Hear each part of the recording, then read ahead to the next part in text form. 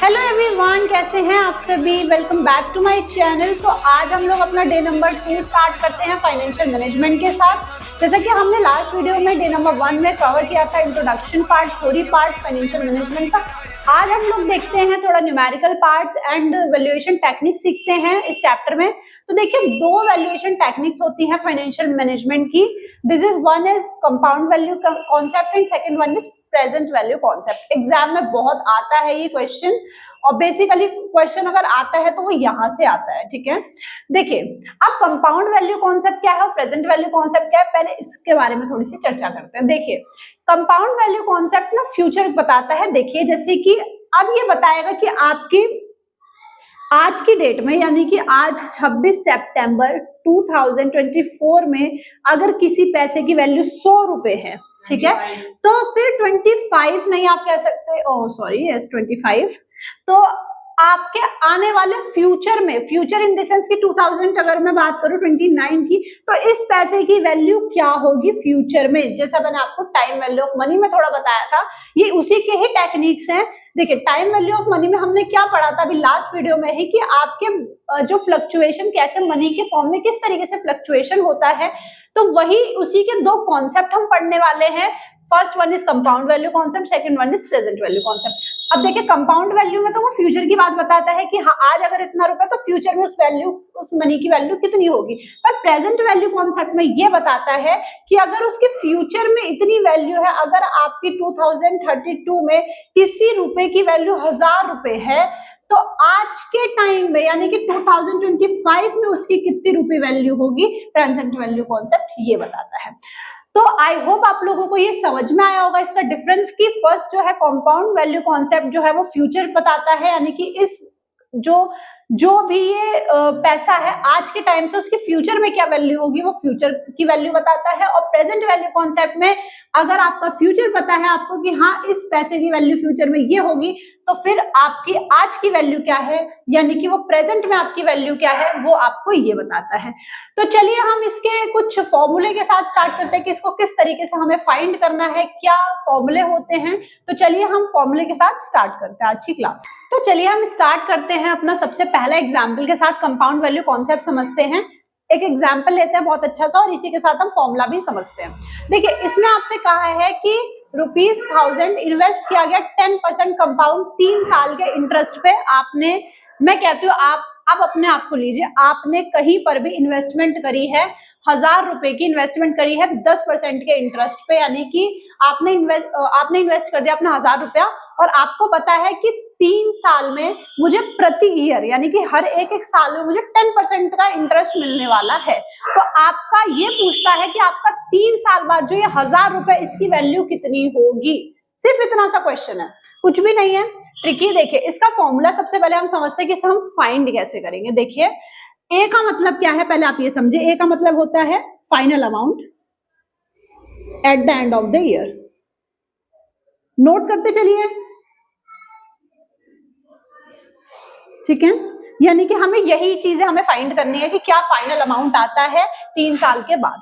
Next हम आप बात करते हैं पी पे, यानी प्रिंसिपल। पी होता है हमारा प्रिंसिपल अमाउंट।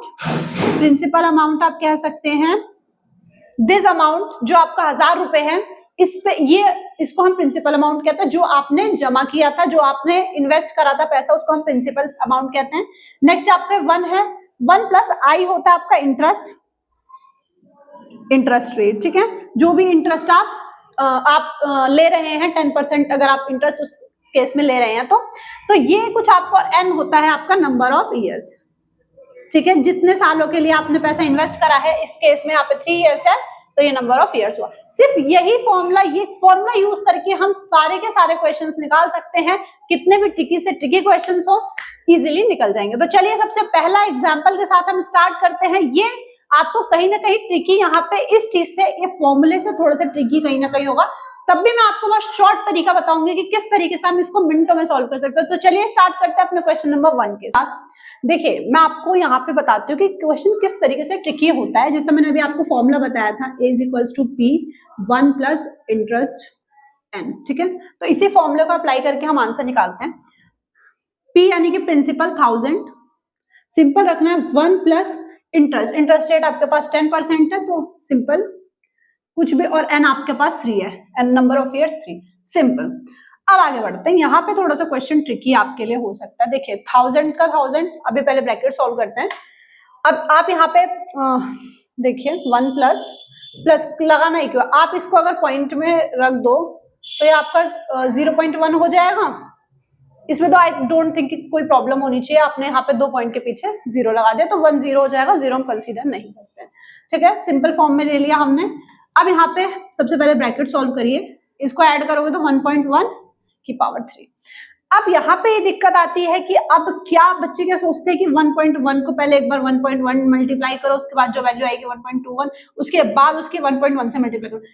इतना कैलकुलेशन आप कर सकते हैं क्या एग्जाम में? पॉसिबल ही नहीं है, पेपर ही छूट जाएगा। तो इसके लिए और कैलकुलेटर अलाउड होता है एग्जाम में। देखिए सबसे पहले आपको क्या करना है, आप इस चीज को समझिए। मैं आप लोगों को थोड़ा सा कैमरे के पास में आके इसको बताती हूँ कि देखिए किस तरीके से आपको ये करना है। देखिए अब 1.1 को आपको क्या करना है, 1.1 को आपको 3 टाइम्स में निकालना है। तो सबसे पहले 1.1, ठीक है। अब आपको यहाँ पे 2 बार मल्टीप्लीकेशन को दबाना है, देन आपका जो आंसर आएगा वो आपका फाइनल। कुछ भी नहीं करना है, कितना भी आपको वहां पे अमाउंट दे रखा हो, आपको क्या करना है वो अमाउंट लिखना है। मल्टीप्लीकेशन को 2 टाइम्स में आपको दबाना है, क्योंकि आपको 3 ईयर्स का चाहिए तो 2 बार दबाइए, अगर आपको 4 ईयर्स का चाहिए होता तो आप 3 बार दबाते, यानी कि एक माइनस कर देंगे ईयर्स में से। इक्वल्स टू में आपका 1.21, ठीक है। तो सबसे पहले ईयर का आ गया आपका 1.21, और आपको 2 बारी का चाहिए तो आप एक बार और क्लिक करिए, तो यहाँ पे आपका आ गया 1.331, ठीक है। तो कुछ इस तरीके से आपको करना है। 2 बार, अगर 3 ईयर्स का हो तो 2 बार आपको मल्टीप्लीकेशन को दबाना है, अगर आपका 4 साल का हो तो आपको 3 बार दबाना है, यानी कि जितने ईयर्स होंगे उतने एक ईयर को कम करके आपको मल्टीप्लीकेशन उतनी बार दबाना है, उसके बाद आपका अल्टीमेटली आंसर आ जाएगा। बस अब कुछ नहीं है, 1000 को मल्टीप्लाई कर देंगे। अब इन दोनों की मल्टीप्लाई, यानी कि आपका ऑलरेडी कैलकुलेटर में है तो मल्टीप्लिकेशन कर देंगे 1000 से, इक्वल्स टू आपका ये आ गया। और ऑब्वियसली नहीं भी करेंगे तो 3 0 तो 3 वो हटा दीजिए, आंसर आ गया। जो बच्चे मैथ्स बैकग्राउंड से होंगे उनके लिए आंसर कुछ भी नहीं है, सिंपल है। आप 3 0 थे, आपने मल्टीप्लाई किया तो 3 0 आपका पीछे हो गया, वो तो आपका आंसर वही आ गया। तो ये कुछ इस तरीके से हमारे क्वेश्चन आने वाले हैं एग्जाम में। बहुत आसान थे, तो सबसे बेसिक सवाल था, मैंने आपको समझाने के लिए बताया था किस तरीके से आपको ये सॉल्व करना है बेसिकली। तो चलिए अब हम अच्छे अच्छे क्वेश्चंस के साथ आगे बढ़ते हैं और आज की इस क्लास को अच्छे से खत्म करते हैं। बात करते हैं कि ये तो बातचीत यहाँ पे थी कि आपने पूरे साल का निकाला, आपने कहा कि 3 साल के लिए है, 3 इयर्स के लिए, 4 इयर्स के लिए, 1 साल के लिए। इजी था, आपने डायरेक्टली आपने वहां पे नंबर ऑफ ईयर्स को पुट करा और डायरेक्टली आ गए। अब क्वेश्चन कहाँ ट्रिकी बनाते हैं, क्योंकि एग्जामिनर इतने अच्छे नहीं है कि वो आपको डायरेक्ट क्वेश्चन दे देंगे, और इतना आपका लेवल भी नहीं है कि आप डायरेक्ट क्वेश्चन करें। तो क्या होता है कंपाउंड वैल्यू कॉन्सेप्ट में है, और ये उसमें भी होता है प्रेजेंट वैल्यू कॉन्सेप्ट में भी, कि कुछ नॉन एनुअल कंपाउंडिंग्स दी जाते हैं। नॉन एनुअल मतलब कि एनुअल तो आप समझते होंगे, एनुअल जो पूरा 12 मंथ्स का होता है। नॉन एनुअल यानी कि वो आपसे कह देगा कि 6 मंथ्स का है, क्वार्टरली है यानी कि 4 मंथ्स का, आपको पता होगा क्वार्टरली क्या होता है। आपसे कह देगा मंथली है यानी कि 1 महीने में, यानी कि 12 मंथ्स पूरे अलग अलग दे रहे हैं वो। तो कुछ इस तरीके से आप लोगों को वो ट्रिकी क्वेश्चन बनाते हैं कि सेमी एनुअली यानी कि 6 मंथ्स का, सेमी एनुअली मतलब आधा, ठीक है। हाफ ईयरली बोल देगा वो। तो कुछ इस तरीके से क्वेश्चंस को ट्रिकी बनाते हैं। तो हमें यहाँ पे जो स्टूडेंट होता है वो कहीं ना कहीं धक्का खाता है। तो इसका फॉर्मूला है, इसका भी एक फॉर्मूला है, सेम होता है, बस आपको यहाँ पे चेंज करना है। देखिए अमाउंट प्रिंसिपल जो भी है उसने स्टार्टिंग में इन्वेस्ट करा होगा, 1 प्लस इंटरेस्ट जो रेट है वो कितने। अब देखिए अगर वो कहेगा कि हाफ ईयरली यानी कि 6 मंथ्स के लिए, तो 6 मंथ हमें उतना डिवाइड करना होगा। 12 मंथ्स होते हैं टोटल, वो जितने मंथ्स बोलेगा वो आपसे कहेगा कि हाफ मंथ्स है, हाफ मंथ्स यानी कि 6 मंथ्स है, आपको 6 से डिवाइड करना होगा, 2 आएगा तो आपको यहाँ पे 2 रखना होगा और वही इतनी ही मल्टीप्लाई करनी है। देखिए आपको समझ में नहीं आया होगा, मैं आपको दोबारा से समझाती हूँ, थोड़ा सा दिमाग लगाना। देखिए ये छोड़िए, आपको मैं इससे नहीं समझाती हूँ। सबसे पहले अमाउंट आपको फाइंड आउट करना है, प्रिंसिपल जो उसने स्टार्टिंग में इन्वेस्ट किया है, 1 सिंपल इंटरेस्ट रेट। अब आपसे वो क्वेश्चन में ये कहेगा कि वो इन्वेस्टमेंट कर रहा है 6 महीने पे, 6 मंथ्स पे। तो उस केस में क्या करना है, आपसे कहेगा वो हाफ ईयरली, क्वार्टरली, ठीक है, सेमी एनुअली यानी कि हाफ ईयरली। तो उस केस में आपको क्या करना है कि टोटल 12 मंथ्स होते हैं, यहाँ पे आप ध्यान दीजिए। अगर वो आपसे हाफ ईयरली बोले, हाफ ईयरली से आप क्या समझते हैं, 12 महीने होते तो उसमें 6 महीने पे ही तो देगा। तो जब वो हाफ ईयरली बोले यानी कि साल में कितनी बार, 2 बार, तो आपको यहाँ से उतनी ही डिवाइड करनी है, यानी 6। और आप इसको डिवाइड ये तो बच्चे करता, आप इसे कॉमन सेंस से निकाल सकते हैं 6। अगर वो हाफ ईयर में देगा यानी कि वो 2 बार ही देगा, तो 2 से आप डिवाइड कर दीजिए, सिंपल। एम वो होता है जितनी बार वो कंपाउंडिंग्स देगा, यानी कि वो 2 बार देगा तो सिंपल 2 से डिवाइड कर दीजिए, उधर 2 से मल्टीप्लाई करनी होती है। एन तो सेम रहता है, नंबर ऑफ ईयर्स, जितने आपको क्वेश्चन में देगा, 3 साल 4 साल। अभी क्वेश्चन भी करेंगे तो मैं आपको बता रही हूँ। अगर आपसे कहेगा कि क्वार्टरली दे रहा है, क्वार्टरली का मतलब होता है 4 और ईयर में 3 बार, ईयर में 3 बार और 4-4 महीने पे। ऑब्वियसली अगर 4-4 महीने पे तो ईयर में 3 बार ही होगा, आपने क्लास 12 में ये बात पढ़ी होगी। तो यहाँ पे अगर वो कहेगा क्वार्टरली तो आप क्या करेंगे, 12 की 4 से डिवाइड कर देंगे, सिंपल। और अगर आपके पास ज्यादा कॉमन सेंस है तो क्वार्टर कितने बार होगा, 3 बार ही तो होगा साल में, 4-4 महीने पे, यानी 3 बार, सीधा 3 से डिवाइड, 3 से मल्टीप्लाई। तो ये कुछ तरीके थे जो मैंने आपको बताया। अब देखते हैं, सीधा क्वेश्चन करते हैं, अच्छे ट्रिकी क्वेश्चन करते हैं, जिससे कि आपको डायरेक्ट आप एग्जाम में उसको क्वालिफाई कर दो। तो चलिए स्टार्ट करते हैं अपने अगले क्वेश्चन के साथ। तो चलिए अपना नेक्स्ट क्वेश्चन स्टार्ट करते हैं। देखिए ये बहुत अच्छा क्वेश्चन है, हाँ मैंने आपके लिए फिगर आउट भी कर लिया। आप क्वेश्चन पढ़ते पढ़ते ना हमेशा एक चीज याद रखिए, सबसे पहले 2 काम करिए आप अकाउंट से क्वेश्चन पढ़ते हुए। सबसे पहला आप फॉर्मूला लिख लीजिए, आपका फॉर्मूला क्या है वो लिखिए, और साथ में क्वेश्चन पढ़ते पढ़ते ना फिगर आउट कर लीजिए चीजों को, कि देखिए जैसे यहाँ पे गिवन है अ डिपॉजिट ऑफ 10,000, यानी कि आपको क्या मिल गया, प्रिंसिपल है, तो आप प्रिंसिपल यहाँ पे राइट डाउन कर लीजिए।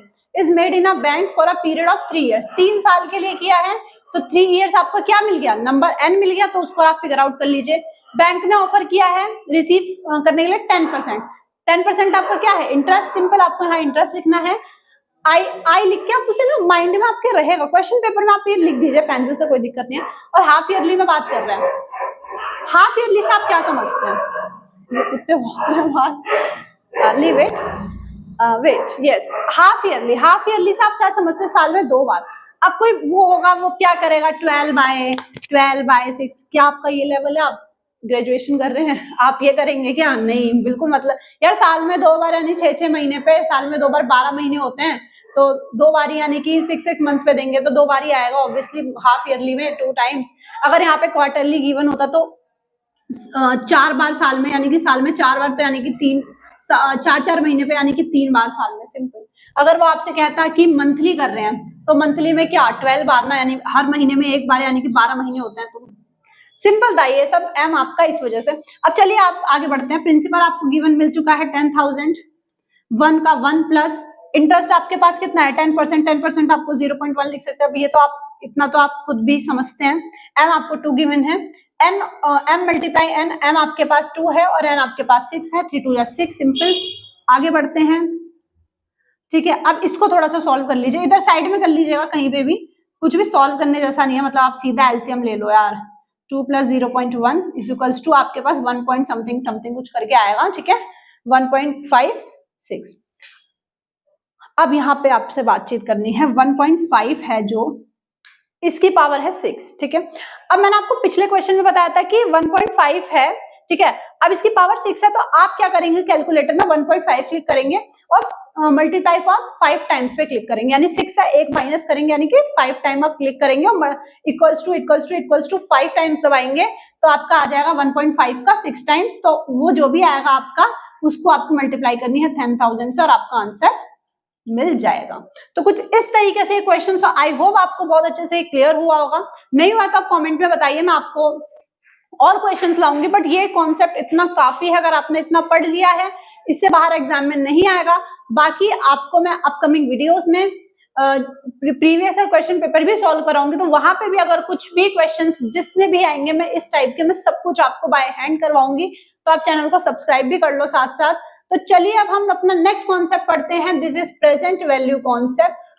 आज का लास्ट, आज का नेक्स्ट कॉन्सेप्ट है, उसके बाद एक टॉपिक बचता है रिस्क और रिटर्न, वो भी अच्छा टॉपिक है। तो छोड़ेंगे हम कुछ भी नई वीडियोस में, चाहे कितनी भी बड़ी वीडियो बने, बट आपको मैं सारे के सारे कॉन्सेप्ट बताऊंगी कि आपके एग्जाम में कुछ भी छूटे नहीं। तो चलिए अपना नेक्स्ट टॉपिक स्टार्ट करते हैं this is present value concept, जिसे हम डिस्काउंटिंग कॉन्सेप्ट भी कहते हैं। तो देखिए हमने कंपाउंड वैल्यू कॉन्सेप्ट में क्या पढ़ा था कि हमारे पास यहाँ पे वैल्यू दी होती है प्रेजेंट की, ठीक है, और हमें यहाँ पे फ्यूचर की वैल्यू फाइंड आउट करनी होती है, ठीक है। ये था आपका compounding concept, compound value concept, ठीक है। अब यहाँ पे अगर मैं बात करूं प्रेजेंट वैल्यू कॉन्सेप्ट में क्या होता है कि आपको ना ये वाली वैल्यू गिवन होगी फ्यूचर की, कि आपको कहा होगा कि 2000, एक एग्जांपल लेते हैं 2032 में इस आपके एक पैसे की वैल्यू है 1K यानी कि 1000 रुपए है, इंटरेस्ट वगैरह उसमें इंटरेस्ट ऐड होगा ऑब्वियसली, अगर आप फ्यूचर की तरफ जाएंगे तो आपने इंटरेस्ट जोड़ रखा होगा पहले, तो वो आपसे पूछेगा कि आप इसका प्रेजेंट वैल्यू बताओ, क्या प्रेजेंट वैल्यू होगी आज की डेट में यानी 2025 में 27 सितंबर 2025 में इस पैसे की वैल्यू क्या है, आपको ये फाइंड करने को कह सकता है।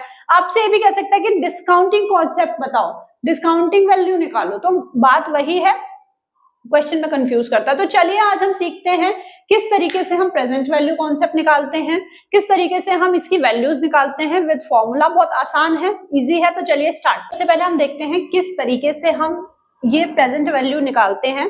फॉर्मूला है इसका P equals to A by 1 plus I और ब्रैकेट में N। देखिए हम इसको समझते हैं फॉर्मूला है क्या। सबसे पहले P का मतलब होता है जो हमें फाइंड आउट करना है प्रेजेंट वैल्यू, P का मतलब है प्रेजेंट वैल्यू जो हमें फाइंड आउट करनी है, साथ ही साथ नोट कर लेना आप लोग। A का मतलब होता है वो अमाउंट जो आपको गिवन होगा ये क्वेश्चन में, आपको वो अमाउंट जो आपके पास फ्यूचर में ऑलरेडी गिवन है, तो अमाउंट ऑफ फ्यूचर जो भी, और इस अमाउंट में एक बात याद रखना, इस अमाउंट में इन्वेस्टमेंट वगैरह सब कुछ ऐड होता है, क्योंकि ऑब्वियसली अगर आप फ्यूचर में जा रहे हो तो इन्वेस्टमेंट आपको मिला, इन्वेस्टमेंट जो आपको इंटरेस्ट मिला होगा वो सब कुछ इसमें ऐड ऑन होगा। अब 1 है, 1 प्लस I का मतलब आपको पता ही है इंटरेस्ट रेट, ठीक है, और N का मतलब होता है सेम नंबर ऑफ ईयर्स, कुछ भी ज्यादा डिफरेंस नहीं है, ठीक है, तो आप इसे एक बार नोट कर लेना।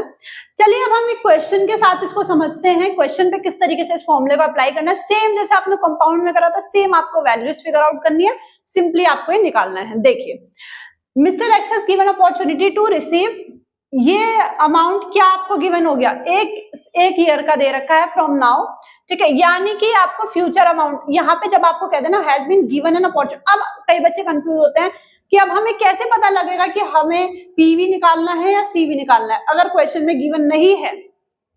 कई बार होता है क्वेश्चन में गिवन ही नहीं होता कि आपको पीवी निकालना है सीवी, तो आपको पता कैसे चलेगा, तो यहाँ पे दे रखा था ना given an opportunity to receive, जब आपको रिसीव करना हो कब, प्रेजेंट, अब आपने फ्यूचर में आपको ये मिल चुका है, आपने रिसीव किया है फ्यूचर में, आपको बताएगा कि फ्रॉम नाउ, अभी से आपको फ्यूचर में ये मिला है, तो ये जब आपके पास ऐसा आ जाए फ्रॉम नाउ, आपको 1 साल पहले 2 साल पहले आपको ऐसा था तो ऐसा मिला है, तो वो आपका वहां पे आपको प्रेजेंट वैल्यू कैलकुलेट करनी होती है। या आपको अभी क्वेश्चन के साथ साथ पता लगेगा और इतना ज्यादा क्रिटिकल होने की जरूरत नहीं है।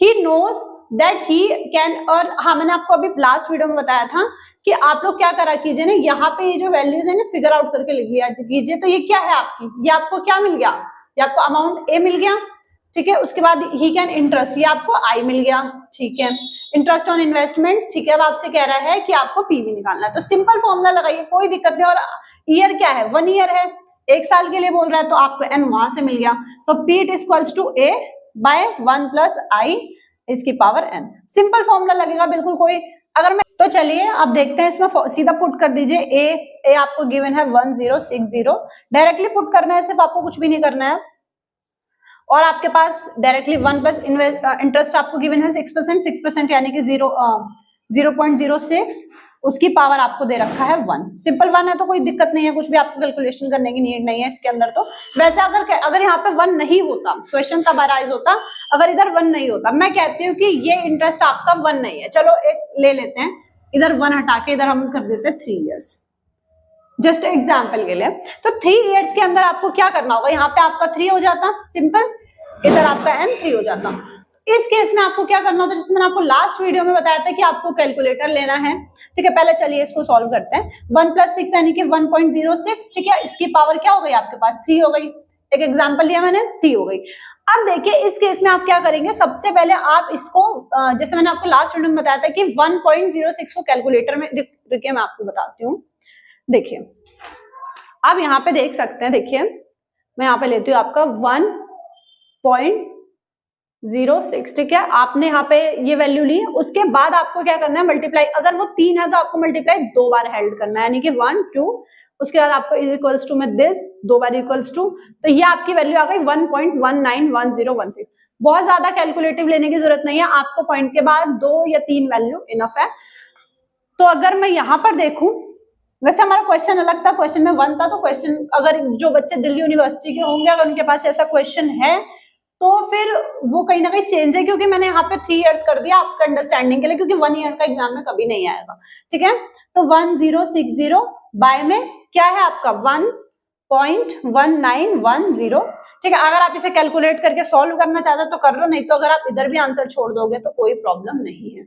इतना बड़ा कैलकुलेशन एग्जाम में कभी नहीं कहता कि आप कैलकुलेशन करो, वैसे इतना कैलकुलेटिव नहीं देगा वो एग्जाम में, तभी उसने यहाँ पे 1 ईयर का बोला था, क्योंकि उन्हें पता ही कि कैलकुलेटिव हो जाएगा। अगर आप एग्जाम में इतना भी फ्रैक्शन में भी छोड़ दोगे देयर इज नो प्रॉब्लम। तो कुछ इस तरीके से क्वेश्चन सॉल्व करते हैं प्रेजेंट वैल्यू के। कंपाउंड वैल्यू का आपको पता है क्या फॉर्मूला क्या होता है, और आप आपने पीवी का भी सीख लिया। तो ये 2 तरीके ऐसे हैं जिस तरीके से आपको ये क्वेश्चन सॉल्व करने होते हैं। चलिए एक बार वो भी देख लेते हैं जो हमने लास्ट वीडियो में देखा था, किस तरीके से हम नॉन एनुअल ईयर्स को निकालते हैं, तो वो भी जल्दी से देख लेते हैं, एक आधा क्वेश्चन करते हैं। फिर एक लास्ट टॉपिक है इस चैप्टर का, this is risk and return, वो अच्छा टॉपिक है, उसको करके उसके बाद इस क्लास को ओवर, इस यूनिट को खत्म करेंगे, फिर अपना आगे जो अपने यूनिट्स होंगे। तो चलिए स्टार्ट करते हैं अपना नेक्स्ट टॉपिक, अपना सबसे अच्छा और सबसे इंपॉर्टेंट क्वेश्चन अगर एग्जाम में आते हैं तो कुछ इस तरीके के क्वेश्चन आते हैं। देखिए एक नया कॉन्सेप्ट अराइज होता है यहाँ से, दिस इज व्हाट पीवीए, जिसको हम बोलते हैं प्रेजेंट वैल्यू एन्युटी। क्या होता है पहले ये समझिए। देखिए आपने कहा था कि वहां पे 1 ईयर 2 ईयर 3 इयर्स का था, और वहां पे आपको ये नहीं कहा था कि हर साल वो कर रहा है ये सब, मतलब हर साल का आपको इंटरेस्ट दे रहा है, उसके बाद एंड में आपका इंटरेस्ट ये है, उसने ऐसा नहीं कहा था। उसने कहा था 3 साल तक का इकट्ठे दे दिया, ठीक है इकट्ठे, पर यहाँ पे वो हर साल अलग, मतलब हर साल वो अलग अलग दे रहा है। जैसे कि अभी तो यहाँ पे 1000 पर ईयर है 5 साल के लिए, बट कई क्वेश्चंस में बोलेगा कि 1000 first year, 2000 second year, 3000 fourth, कुछ इस तरीके से। तो वहां पे हमें क्या जरूरत पड़ती है कि हमें अलग अलग डेटा, हर एक ईयर का हमें अलग अलग एन्युटी निकालनी होती है, जिसे हम एन्युटी बोलते हैं। जब हम साल में, मतलब हमारे पास 6 ईयर्स है, 5 ईयर्स है, 4 ईयर्स है, अगर हम इनका डेटा अलग अलग कैलकुलेट करना हो जाता है, उस केस में हम उसको बोलते हैं प्रेजेंट वैल्यू एन्युटी, जिससे कि हम इससे सॉल्व करते हैं। ये मुझे लगता है, मुझे ऐसा पर्सनली लगता है कि ज्यादा इजी है, क्योंकि इसके अंदर बहुत ज्यादा फॉर्मूला वगैरह कुछ नहीं है, ये इजी है। सबसे पहले आप कॉलम बनाएंगे ईयर, सॉल्यूशन डाल लीजिएगा, फिर यहाँ पे आपका क्या कैश फ्लो हुआ कितने साल का, ठीक है, पीवीएफ निकालेंगे जो प्रेजेंट वैल्यू फैक्टर, उसके बाद आपका यहाँ पे आ जाएगा जो भी आपका वैल्यू है पीवी, यानी कि प्रेजेंट वैल्यू। ठीक है, सबसे पहले कितने ईयर्स है, देखिए अब क्वेश्चन पढ़िए। Mister X wishes to determine the present value, ठीक है, निकालने प्रेजेंट वैल्यू एन्युटी की consisting of the cash flow of, यहाँ पे बोल दिया आपको ऑब्वियसली एन्युटी निकालने है कि साल दर साल, मतलब अलग अलग निकालने, एन्युटी का मतलब अलग अलग निकालना। 1000 पर ईयर, मतलब 1000 5 साल के लिए निकाल रहा है, 1000 इन, ठीक है, 1 2 3 ऐसे मेंशन कर लीजिए 5 साल के लिए, और 1000 पर ईयर, ठीक है, 1000 एंड 1000। ऑलराइट, अब पीवीएफ आपको पता है किस तरीके से निकालना होता है। पीवीएफ का आपके पास फॉर्मूला है, प्रॉपर सिंपल है कि जैसे भी अभी हमने बताया कि अमाउंट बाय 1 प्लस इंटरेस्ट और एन, सिंपल। तो अमाउंट कितना है जैसे निकालते थे सेम वैसे ही, कुछ भी डिफरेंस नहीं है। 1 प्लस आई कितना है आपके पास 10%, 10% यानी 0.01, और सबसे पहला ईयर है तो 1 होगा, सिंपल 1000, इसको आप ऐड कर दोगे तो 1.01 हो जाएगा, और अगर आप इसे कैलकुलेटर में सॉल्व करोगे तो आपकी यहाँ पे जो भी वैल्यू आएगी, उसके बाद देखिए मैं आपको एक और कैलकुलेटर से ही बता देती हूँ। देखिए सबसे पहले मैंने जैसे आपको बताया था, सबसे पहले अपना कैलकुलेटर ओपन करो, ठीक है, आपसे कह रहा है कि आपको निकालना है, जैसा कि आप वहां पे देख सकते हैं, आप वैल्यू निकालिए 1.01 की, मल्टीप्लाई आप कितनी बार लिखेंगे, मल्टीप्लाई आपको लिखना है 4 बार, क्योंकि 5 ईयर्स का, 1 2 3 4, ठीक है। अब इक्वल्स टू करते जाइए, सबसे पहले वैल्यू आई है ये, तो सबसे पहले कॉलम में जाएगा 1.01, मतलब ये तो आपकी वैल्यू आ गई। अब आपको इसको 1000 से भी डिवाइड करना है, ठीक है, तो इसको हम यहीं पे कर देते हैं, चलो 1000 से डिवाइड करा, आपका आ गया कुछ इस तरीके की वैल्यू, तो आप उसको वहां पे लिखेंगे फर्स्ट में, सेकंड केस में आप उसको वहां पे पुट करेंगे, थर्ड में आप, फोर्थ में, फिफ्थ में, कुछ इस तरीके से जब आप वहां पे पुट करते जाएंगे तो आपको क्या करना है, जब आपकी ये वाली वैल्यू आएगी, मैं कैलकुलेट नहीं कर रहा हूं, आप खुद से एक बार कैलकुलेटर से खुद से कैलकुलेट करना, यहाँ पे जो आपकी वैल्यूज आएंगी उसके बाद आपको क्या करना है, अगर मैं इसको ए मानूं और इसको बी मान लूं, नाम रख देना, मैं तो आपको इजी के लिए बता रही हूँ, ए मल्टीप्लाई बी, सिंपल, इसकी मल्टीप्लाई इससे, इसकी मल्टीप्लाई इससे, इसकी मल्टीप्लाई इससे, इस तरीके से आपको जितने भी आएंगे इनका टोटल करके आपका वैल्यू आ जाएगा पीवीए, प्रेजेंट वैल्यू एन्युटी आपकी आ जाएगी। तो कुछ ये इस तरीके से फॉर्मूले हैं इसके। एग्जाम में देखिए मैंने कल ही अभी मैंने एक क्वेश्चन पेपर उठाया था लास्ट ईयर का फाइनेंशियल मैनेजमेंट का, तो लीव इट, इग्नोर दैट। देखिए मैंने लास्ट ईयर का क्वेश्चन पेपर उठाया था, मैं आपको बताऊं उसमें से सिर्फ एक क्वेश्चन आ रखा था, 6 to I think 7 मार्क्स का क्वेश्चन था, वो भी मॉडर्न अप्रोच के ऊपर, जैसे मैंने आपको बताया था वो इंपॉर्टेंट है, तो उसके ऊपर ही क्वेश्चन आ रखा था, नो न्यूमेरिकल क्वेश्चन कुछ भी नहीं आया था, बट ठीक है हमें करना पड़ेगा क्योंकि किस्मत नहीं जानते कि लास्ट ईयर का एग्जाम क्या था, इस साल क्या चेंजिंग हो जाए, तो हमें सब कुछ करना है। बट मैं आपको यही कहूंगी कि आप न्यूमेरिकल से ज्यादा थ्योरी पे इस पे ध्यान दो, इट विल बी बेनिफिशियल। तो चलिए आप इस तरीके से कुछ इस क्वेश्चंस को करना है, ठीक है। आपका जो भी आंसर है प्लीज आप कमेंट डाउन करना आंसर को, फिर मैं देखती हूँ आपका सही करा है गलत, कुछ भी नहीं करना है, डायरेक्टली यार इससे मल्टीप्लाई करके इसको इधर मेंशन डाउन करके और सारी की सारी वैल्यू इधर आपको टोटल करके लिखना है, इसका टोटल हो जाएगा ये, तो आपका आ जाएगा आंसर पीवीए, जिसे हम प्रेजेंट वैल्यू एन्युटी कहते हैं। तो चलिए अब हम अपना एक नया टॉपिक स्टार्ट करते हैं जिसे हम रिस्क और रिटर्न कहते हैं। देखिए अभी हमने फर्स्ट प्रिंसिपल में हमने पढ़ा था, 2 प्रिंसिपल थे रिस्क और रिटर्न के ऊपर, उसी को हमें थोड़ा सा डिटेल में पढ़ना है, क्योंकि जैसे मैंने आपको बताया थ्योरी है और कई बार थ्योरी से ना क्वेश्चन ऐसा पूछ लेता है कि दिमाग घूम जाता है एक्चुअल में कह क्या रहा है, तो उसी को हम थोड़ा सा क्लैरिफाई करेंगे, फिर ये चैप्टर हमारा खत्म हो जाएगा। तो चलिए एक नया टॉपिक स्टार्ट करते हैं, this is risk and return. Start करते हैं concept of risk and return. तो सबसे पहले हम रिटर्न के बारे में पढ़ते हैं। जैसा आपको पता होगा कि रिटर्न से आप क्या समझते हैं, कि आप, मैं एक रियल लाइफ एग्जांपल से बात करूं अगर, तो आप देखिए अगर आपने कहीं पर भी इन्वेस्टमेंट करा तो आप क्या चाहेंगे कि आपको रिटर्न मिले उतना। आपने अपनी एफडी कर दी, मैं एक बहुत छोटा सा एग्जांपल लेती हूँ, आपने अपनी 1 लाख की एफडी कर दी, तो आप क्या चाहेंगे कि मुझे 4 साल में, 5 साल में, आगे 6 साल में 20,000 रुपए इंटरेस्ट, मतलब उतना टोटल हो, आप अच्छा खासा रिटर्न एक्सपेक्ट करोगे। आप एक इन्वेस्टर हो, आपने किसी कंपनी में इन्वेस्ट कर दिया, मैं एक एग्जांपल लूं, अगर यहाँ पे कॉमर्स की बात चल रही है, तो आपने एक कंपनी में इन्वेस्ट कर दिया, शेयर्स, अपने शेयर्स खरीद लिए, उसमें इन्वेस्टमेंट कर दिया आपने, तो आप चाहोगे कि मेरे को अच्छा पैसा रिटर्न मिले। तो ऑब्वियसली हर एक आज के टाइम में जो भी बिजनेस चल रहे हैं, या फिर बिजनेस भी नहीं, डेली लाइफ में भी आप हमेशा एक रिटर्न एक्सपेक्ट करते हो।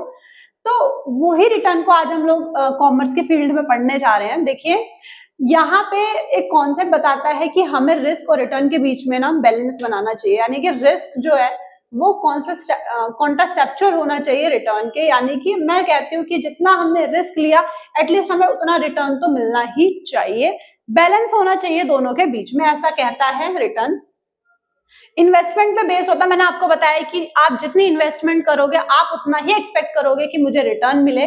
देखिए आज के टाइम पे return is very important in any kind of business.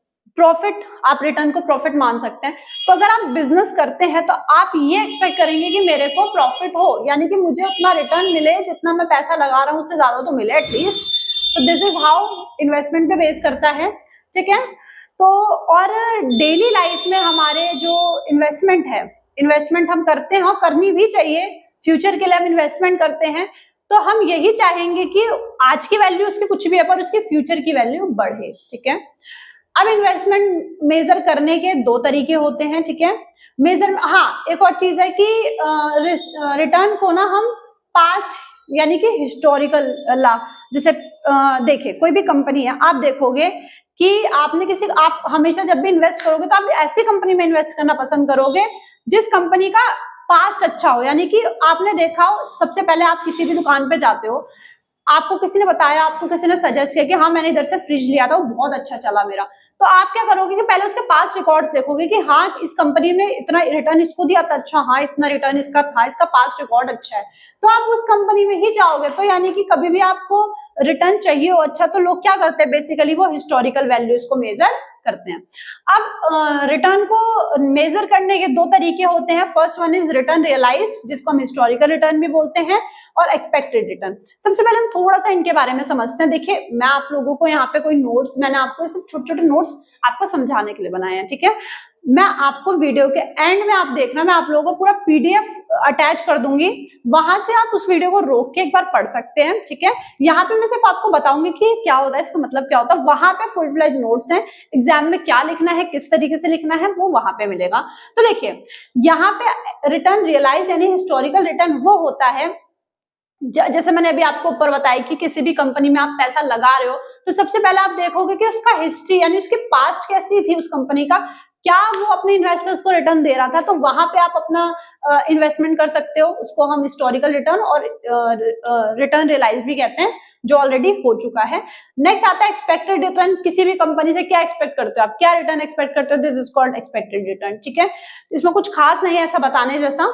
तो किसके कुछ मेथड्स हैं मेजर करने के, कुछ फॉर्मूले हैं, वो देख लीजिए एग्जाम में। मैं आपसे कहूंगी 0.00001% भी कभी नहीं आया ये, बट ठीक है आपके सिलेबस में है तो करना पड़ेगा। जैसे मैंने आपको बताया कि आपको नहीं पता कि आपकी किस्मत, क्या पता कि 6 to 7 मार्क्स में आ जाए, ठीक है। तो चलिए एक बार फॉर्मूले भी देख लेते हैं, उसके बाद फिर रिस्क में भी थोड़ी बातचीत कर लेंगे। क्लास खत्म, स्टार्ट करते हैं क्वेश्चन के साथ डायरेक्टली। और देखिए मैं आपको कुछ एक छोटा सा कॉन्सेप्ट समझाना चाहूंगी। एक होता है होल्डिंग पीरियड। होल्डिंग पीरियड, मैं आपको होल्डिंग पीरियड क्या होता है पहले आप ये थोड़ा सा समझ लो, पता होना चाहिए आपको, जस्ट नॉलेज। होल्डिंग पीरियड होता है कि देखिए कोई भी कंपनी है, ठीक है, जब वो मैं आपसे कहती हूँ कि आपने अपना इन्वेस्टमेंट कर दिया, तो वो ये बताता है कि इन्वेस्टमेंट के स्टार्टिंग में, मतलब यानी कि जो भी आपकी सिक्योरिटी है, जो भी आपने इन्वेस्ट करा, जो आपका मनी है, उसकी वैल्यू स्टार्टिंग में क्या थी। अगर मैं एक एग्जांपल लूं कि उसकी वैल्यू 1 मार्च 2025 में क्या थी, और आपने जब आपने उसको अपना पैसा वापसी लिया, मतलब इंटरेस्ट वगैरह के साथ आपने अपना पैसा उससे वापसी लिया, रिटर्न लिया, तो उसकी वैल्यू आज जब आपको जिस दिन आपको मतलब रिटर्न मिला, यानी कि मैं आपसे कहूं कि आपको 2026 1 मार्च 2026 में वो आपको पैसा रिटर्न मिला, तो उस दिन पे उसकी वैल्यू क्या है, यानी कि at the end of holding period होता है, इसे आप end of the holding period कहते हैं। जब आपको रिटर्न मिल जाता है उसे एंड ऑफ होल्डिंग पीरियड कहते हो। जिस दिन आप इन्वेस्ट करते हो अपना पैसा, उसको आप बिगिनिंग ऑफ होल्डिंग पीरियड कहते हो। तो आपको ये पता होना चाहिए कि end of the holding period क्या होता है और end of the holding period क्या होता है। क्वेश्चन में एग्जाम में कई बार बोलता है कि आपका होल्डिंग पीरियड है एंड, और ये आपका इनिशिएशन है या फिर स्टार्टिंग है आपका होल्डिंग पीरियड की, बिगिनिंग है होल्डिंग पीरियड का। तो आपको ये पता होना चाहिए होल्डिंग पीरियड क्या होता है, ठीक है। तो चलिए अपना क्वेश्चन स्टार्ट करते हैं और इसका फॉर्मूला देखते हैं किस तरीके से इसको हमें सॉल्व करना है। सबसे पहले फॉर्मूला देख लीजिए, ये आपका फॉर्मूला, इसको नोट डाउन कर लीजिए, ठीक है। तो देखिए सबसे पहले अगर मैं फॉर्मूला देखूं तो के होता है आपका रेट ऑफ रिटर्न, ये आप नोट करते हुए चलना, ठीक है। Rate of return. dt होता है आपका जो भी आपने डिविडेंड या फिर इनकम जो भी आपको मिली थी स्टार्टिंग में, जो भी आपने जब इन्वेस्ट करा था अपना पैसा तब। और पी और टी का मतलब होता है, देखिए यहाँ पे है आपके पास पी टी और पी माइनस टी, ठीक है। पी टी का मतलब और पी टी माइनस 1 का मतलब, ये देखिए ये जो पी टी है ना, ये वाली वैल्यू सेम होती है। ये जो नीचे यहाँ पे आपको 1 = 1 दिख रहा है, यानी कि 1 का मतलब इंटरेस्ट होता है, उससे आपको फर्क नहीं पड़ता है, आपको ऐसे ही लिखना है। इसका मतलब ये दोनों का मतलब सेम होता है, जो वैल्यू इधर आएगी वो वैल्यू इधर भी आएगी, आपको पता होना चाहिए। चलिए अब ये यहाँ पे बात करते हैं, जो मैंने अभी आपको होल्डिंग पीरियड वाला कॉन्सेप्ट बताया था। होल्डिंग पीरियड स्टार्टिंग में यानी बिगिनिंग में, और एक होता है एंड में, यानी कि लास्ट में क्या रह जाएगी। तो देखिए सबसे पहले हम देखते हैं, तो पीटी आपको बताता है कि एंड में, यानी कि पीटी बताता है कि एंड ऑफ होल्डिंग पीरियड में उसकी वैल्यू क्या रह जाएगी, और Pt-1 आपको बताता है कि उसकी बिगिनिंग में वैल्यू क्या थी, ठीक है। अब आप कहोगे कि कंफ्यूजन हो गया, याद कैसे करेंगे, तो T-1 से आप ये समझ सकते हैं कि टाइम से पहले क्या थी, होल्डिंग पीरियड में शुरुआत में क्या थी, आप -1 से ये समझ सकते हैं, और T से आप समझ सकते हैं एंड जब कंप्लीट हो गया तो उसकी एंड में वैल्यू क्या है। तो कुछ इस तरीके से आप इसे नोट डाउन कर लीजिए, जिससे कि आपको ईजी होगा समझने में। तो चलिए अब हम इसी से क्वेश्चन सॉल्व करते हैं। बहुत आसान है, चैप्टर बहुत आसान है, आपको फॉर्मूले बस पता होने चाहिए और लगाना आना चाहिए दिमाग से, तो सिंपल है। अब देखिए आपसे कहता है C limited purchase 35 on the Feb 8, देखिए क्वेश्चन ध्यान से पढ़िए, of last year. Last year से आप क्या समझते हो कि उन्हें इन्वेस्ट करा होगा जिस टाइम, यानी कि ये शुरुआत का पैसा है, उन्हें इन्वेस्ट करा होगा ना लास्ट ईयर, तभी उसने सोल्ड करा है इतने में ऑन फेब दिस ईयर उसने सोल्ड करा, तो उन्हें इन्वेस्ट पहले करा होगा ना, तभी तो आज वो सोल्ड कर रहा है। तो ये आपका क्या हो गया, ये आपका टी मिल गया, PT -1, ठीक है, PT -1 मिल गया आपको, और आपको ये क्या मिल गया, PT मिल गया, ठीक है। ये आप ऐसे फिगर आउट कर सकते हैं आप, ठीक है। पेड अ डिविडेंड मिल गया, यानी कि आपको D मिल गया यहाँ पे, बस दिस ईयर और कैलकुलेट करो, ROI सिंपल। अब हम इसको फाइंड आउट करते हैं। DT आपको गिवन है, this is what 35 plus PT आपको गिवन है what, this one I guess, yes 3800, ये ओके, माइनस स्टार्टिंग में प्लस है तो ब्रैकेट चेंज होने को कोई मतलब नहीं है, और नेक्स्ट आपके पास है 3580। अब कॉन्सेप्ट आपको सीखना है इधर। अभी मैंने आपको वीडियो में बताया था कि I इक्वल्स टू 1 का मतलब होता है जो आपकी वैल्यू ये वाली है PT, राइट। बट आप एक चीज समझिए कि मैंने आपको बताया कि इंटरेस्ट यहाँ पे 1 आपको गिवन है, तो आप इतना कॉमन सेंस खुद लगा सकते हैं। जब आपको इंटरेस्ट, आप होल्डिंग पीरियड, P को आप होल्डिंग पीरियड बोलते हैं, तो जब आपको होल्डिंग पीरियड में यानी 1 साल में कोई इंटरेस्ट मिला ही नहीं, तो आप कैसे कह सकते हैं कि आपको इंटरेस्ट यहाँ पे ऐड हुआ होगा, हाउ, ठीक है। अगर क्वेश्चन में बोले कि इंटरेस्ट आपको मिला है, तब तो आपके पास वैल्यू ये आएगी 3800, लेकिन आपको इंटरेस्ट के बारे में कुछ नहीं बोला, यानी कि आपको इंटरेस्ट नहीं मिला है, उस केस में आपको क्या करना है कि यहाँ पे आपको फर्स्ट वैल्यू लेनी है PT -1 वाली। उसका रीजन मैंने आपको दिया, क्योंकि जब आप खुद सोचो, आपने इतना इन्वेस्टमेंट करा था, आपने 3580 रुपए का इन्वेस्टमेंट करा था, उसमें आपको 1 भी रुपया इंटरेस्ट नहीं मिला। आपसे नहीं कह रहा इंटरेस्ट है, कुछ नहीं कहा क्वेश्चन में, तो आप मान के चलोगे कि 1% का इंटरेस्ट मतलब कुछ भी है ही नहीं इंटरेस्ट, यानी कि आपको जितना पैसा आपने दिया था उतना ही पैसा आपको एट द एंड वापस मिला है डिविडेंड के साथ। ये बात याद रखना, डिविडेंड के साथ मिला, उसका इंटरेस्ट से कोई लेना देना नहीं। Dividend is different, interest is different. तो आप क्या करोगे, नीचे वाली वैल्यू भी आप इनिशिएशन वाली ही रखोगे। आई होप आपको क्लियर हुआ होगा कि आप यहाँ पे वाली वैल्यू क्यों रख रहे हैं, क्योंकि आपको कोई इंटरेस्ट गेट हुआ ही नहीं, आपने कोई इंटरेस्ट गेट नहीं करा है उस केस में, ठीक है। तो आपकी जो वैल्यू थी वही रहेगी, ठीक है। 35 प्लस, आप इसको प्लस माइनस करके फिगर आउट कर लो आसानी से, 0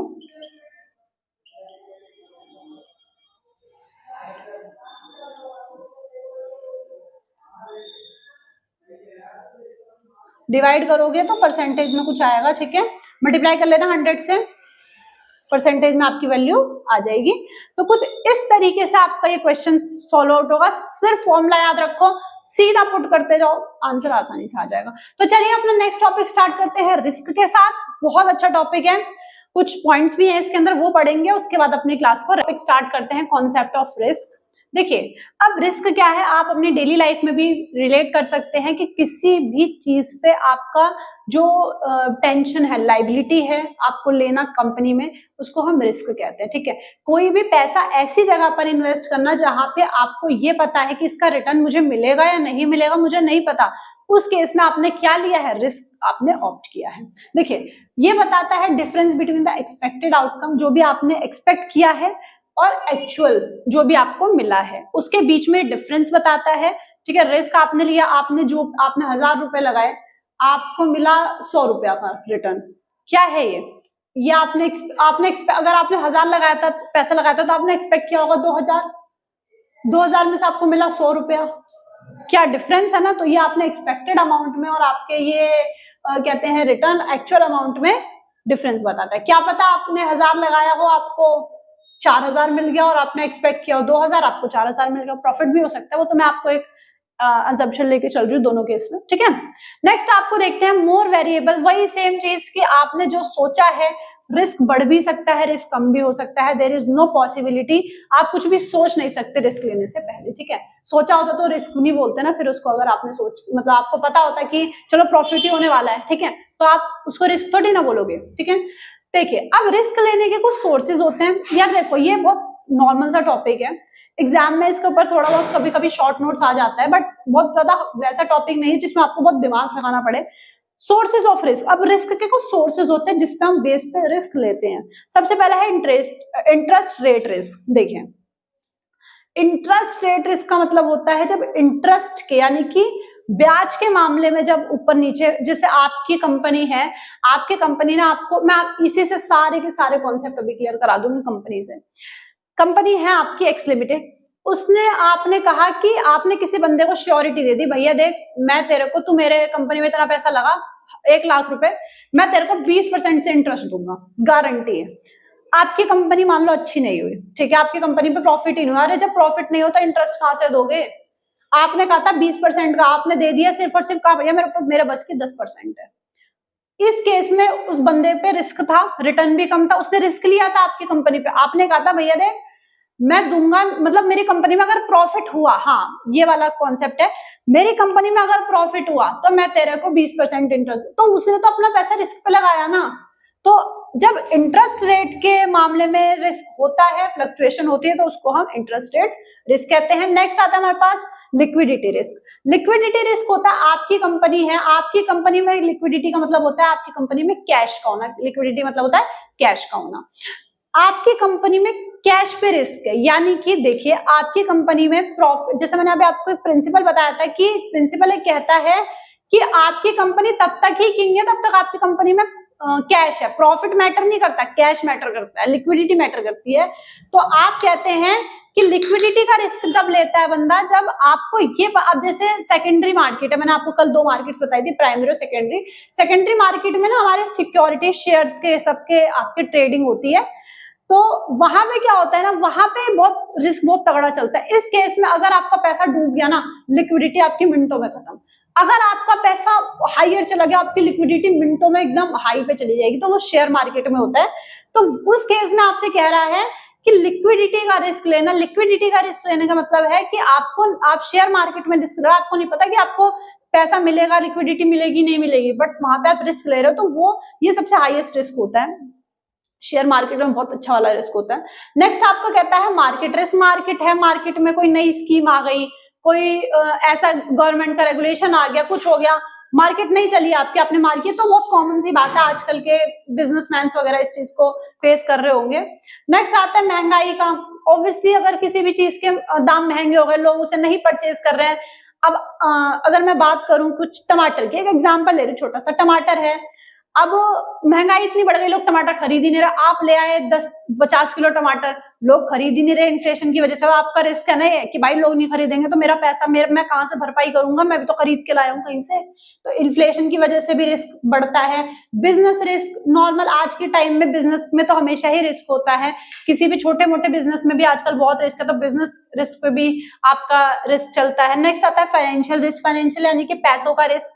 अब इस फाइनेंशियल रिस्क में मैं आपसे बात करूं, एक होता है डेट और एक होता है इक्विटी। हमने कल ही पढ़ा था ये कि डेट और इक्विटी क्या होता है। डेट जब आप लोन पे पैसा लेते हो, और इक्विटी होता है जब आप शेयर मार्केट्स में शेयर इशू करते हो, शेयर होल्डर्स खरीदते हैं। तो वहां पे इक्विटी में क्या होगा, इक्विटी में तो आपका रिस्क कम होता है, आपका डेट में रिस्क ज्यादा होता है। डेट में क्या है कि आपको लोन देना, अब आपका बैंक ने आपसे, बैंक में बातचीत हो, भैया 20% पे इंटरेस्ट दूंगा, बैंक ने कहते भैया 30% पे दे। जब आपका कंप्लीशन हुआ, भैया 30% पे दे, क्योंकि महंगाई बहुत ज्यादा बढ़ गई है और अब इसके रेट भी बढ़ रहे हैं, तो भाई 30% दे। उस केस में आपका रिस्क यहाँ पे तगड़ा चलता है। इस केस में आप कहते हैं फाइनेंशियल रिस्क। तो कुछ ये रिस्क के ऑप्ट थे जो हमने यहाँ पे पढ़े, तरीके थे। कई बार इनमें से एक आधा टॉपिक उठा के पूछ लेता, मार्केट रिस्क क्या होता है, बिजनेस रिस्क क्या होता है, शॉर्ट नोट लिखो। तो उसका भी मैं आप लोगों को पूरा PDF प्रोवाइड करूंगी ना, तो उसके अंदर ये सारा प्रॉपर मेंशन है, कंटेंट है, वो आप लिख सकते हो। एक टॉपिक इसका एक फॉर्मूला रहता है, उसको आप देख लो, वो बहुत छोटा सा फॉर्मूला है, बिजनेस रिस्क का छोटा सा फॉर्मूला है। वैसे कभी एग्जाम में नहीं आता, आज तक नहीं आया है, ये सिर्फ ऑथर्स ने खुद से इन्वेंट करा है, कोई फॉर्मूला वगैरह नहीं था। रिस्क का क्या ही फॉर्मूला होगा, आप क्या समझ सकते हो कि रिस्क आप किस चीज से मेजर कर सकते हो। अगर आप मेजर ही कर सकते हो तो रिस्क किस बात का होता, आप माइंड लगाओ, अगर आप रिस्क को मेजर कर सकते हैं तो रिस्क किस बात का है। लेकिन तब भी बड़े बड़े फिलोसोफर्स ने, बड़े बड़े ऑथर्स वगैरह ने कहा कि हम मेजरमेंट कर सकते हैं कि रिस्क एवरेज, एक एवरेज मेजर कर सकते हैं कि रिस्क किस तरीके से, कितने एवरेज में इसके आजू बाजू कहीं ना कहीं वो रिस्क आ सकता है। तो चलिए एक छोटा सा फॉर्मूला देखते हैं, बस यही है एक लास्ट टॉपिक आज का, फॉर्मूला ऑफ रिस्क, ये समझ लीजिए बस। तो चलिए एक फॉर्मूला देख लेते हैं, बहुत छोटा सा है, बस आपको समझना है। कई बार एग्जाम में ना आपसे फॉर्मूला ही डायरेक्ट पूछ लेता है, क्वेश्चन नहीं देता। क्वेश्चन भी देगा तो क्या ही बड़ी बात है, फॉर्मूला है तो क्वेश्चन तो कर ही लोगे। देखिए VAR आपको फॉर्मूला ये नोट कर लेना, फॉर्मूला लिख लेना, ठीक है। देखिए VAR it equals to sigma n by I is equals to 1 PI KI minus case whole then 2। अब आपको इस चीज को समझना है कि ये फॉर्मूला क्या है और कैसे, थोड़ा सा ट्रिकी लग रहा है, देख के डरने की जरूरत नहीं है, मैं आपको बताती हूँ। VAR का मतलब होता है वेरिएंस ऑफ रिटर्न, कि कितना इसके वेरिएंस मतलब इसके आसपास कितना रिटर्न इसके आसपास मिल सकता है रिस्क लेने पर। PI का मतलब ये सिग्मा, ये तो इसको मत देखो, इसका मतलब टोटल होता है, इसमें आपको कुछ भी पुट करने की जरूरत नहीं है, ठीक है। PI का मतलब होता है पॉसिबिलिटी। देखिए PI का मतलब होता है कि किसी भी एक पॉसिबिलिटी से क्या पॉसिबल आउटकम आ सकता है। आपने 1 लाख रुपया इन्वेस्ट करा, आप कहते हो कि कितना 1 लाख से एटलीस्ट कितना 1 लाख से, तो मतलब 1 साल के लिए आपने 1 लाख रुपया इन्वेस्ट करा, आप इस एक अजम्पशन लगा सकते हो कि 1 साल में 1 लाख से एटलीस्ट 50,000 तो रिटर्न मिलेगा ना, सिर्फ एक प्रॉपर एक आउटकम से मिलना। This is called possibility associate करना, दिस इज कॉल्ड PI। आप यही कहते हो कि भाई 2 साल है, 3 साल है, 3 साल में कितना मिलेगा, तो उसको हम KI कहते हैं, rate of return ROR from possible outcome, यानी कि अगर 5 साल का है तो टोटल 5 साल में कितना मिलेगा, ठीक है, कितना एक्सपेक्टेड रेट ऑफ रिटर्न मिलेगा। K का मतलब होता है एक्सपेक्टेड रेट ऑफ रिटर्न, जैसे मैंने आपको बताया कि आप एक्सपेक्ट करते हो, और यहाँ पे ये देखो ये कहीं ना कहीं दिक्कत देता है कि ROR for possible outcome, possible कितना है, ठीक है, 5 साल में, और एक्सपेक्टेड आपको गिवन होगा, ये सब कुछ आपको क्वेश्चन में बकायदा गिवन होगा, एक्सपेक्टेड रेट ऑफ रिटर्न, और नेक्स्ट लास्ट आता है हमारा number of year, this is n number of years here, ठीक है, और स्क्वायर कर देना आपको सिंपल। तो कुछ इस तरीके से हम फाइंड आउट करते हैं। क्वेश्चन में आपको कुछ भी आपको फाइंड नहीं करना है इसके अंदर, ये सब आपको क्वेश्चन में बाकायदा गिवन होगा, आपको वहां से सीधा सॉल्व करना। वैसे क्वेश्चन कभी नहीं आएगा, आई होप कि क्वेश्चन नहीं आएगा, क्योंकि नहीं आता है। तो देखिए अब हम बात करते हैं, ये हमने पूरा का पूरा चैप्टर कवर कर लिया, ठीक है, सारा। अब आपको मैं इसके लास्ट में, आप देखना मैं PDF अटैच करूंगी, वहां से आप एक बार से पढ़ लेना, ठीक है। अब देखते हैं, अब हमारे पास नेक्स्ट चैप्टर हमारे पास आता है कैपिटल बजटिंग, उसको हम खत्म करेंगे, वो अच्छा चैप्टर है, उसके बेस पे आपके सारे चैप्टर्स बने हुए हैं आगे। ये आपका एक इंट्रोडक्शन चैप्टर था, यूनिट नंबर 1 पूरी मैंने आपकी 2 वीडियोस में कवर कर दी है। आई होप आपको समझ में आया होगा, सारे न्यूमेरिकल्स आपको समझ में आए होंगे, आपको सारा थ्योरी पार्ट समझ में आया होगा। और मैं आपसे यही कहूंगी कि आप थोड़ा सा इसमें थ्योरी पार्ट पे ज्यादा ध्यान देना, वो अच्छे मार्क्स में आता है एग्जाम में। और आई होप आपको ये वीडियो समझ में आई होगी अच्छे से। अगर आपको कुछ भी टॉपिक नहीं समझ में आया तो प्लीज आप कमेंट करके पूछ सकते हैं, ठीक है। आप मेरे ईमेल आईडी है np522792@gmail.com, वहां पे भी आप अपने डाउट्स को पूछ सकते हैं। आई होप आपको ये सेशन अच्छा लगा होगा, सो प्लीज लाइक करें, सब्सक्राइब करें और शेयर कर दो वीडियो को अपने फ्रेंड्स के साथ, अपने कॉलेज फ्रेंड्स के साथ, यूनिवर्सिटीज में जितने भी स्टूडेंट्स हैं। So thank you everyone for watching this video.